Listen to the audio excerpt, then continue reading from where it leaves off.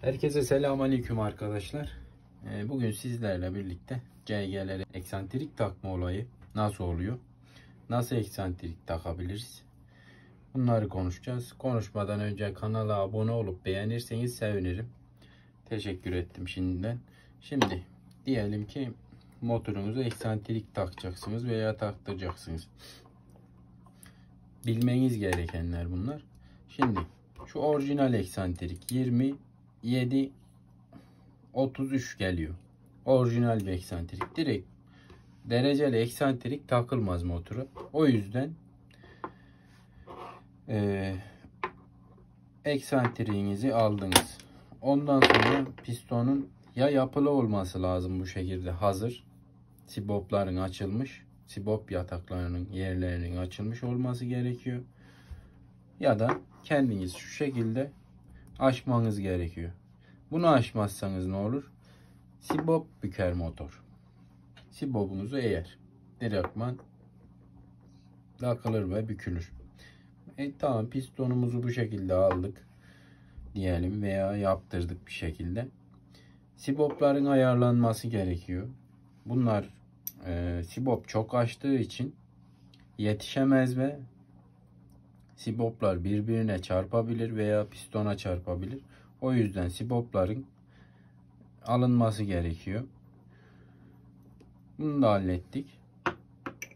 Ondan sonra sibop kayıtları. Bu orijinal kayıt. Bu da yapılmış. Farkı görüyorsunuz arkadaşlar. Şöyle de bakabilirsiniz. Yani burada keçe var. Şu şekilde. Eğer bu sibop kaydı değişmezse keçelere değer ve motorunuz yağ yakar en kısa zamanda. O yüzden eksantrik takarken bunların alınması gerekiyor. Bu şekilde düşürülmesi veya hazır satıyorlar, onlardan alabilirsiniz. Siboplarınız ayarlanması gerekiyor. Bunları ayarlattırmanız gerekiyor. Pistonunuzun da ayarlı olması gerekiyor. Diyelim 150-65,5 yapacaksınız. Onda hazır yerler var. Ama bu yeterli gelmez.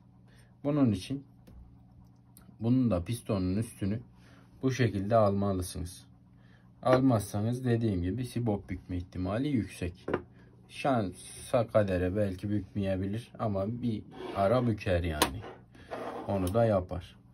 Yani kayıtları da değişmezse bu keçelere sibop pulları, üstündeki pul, tırnak tutan pullar değer ve sibop keçeleri ezilir. Ezildiği zaman yağı kaçırır ve siboplara, motorun içine yağ gönderir.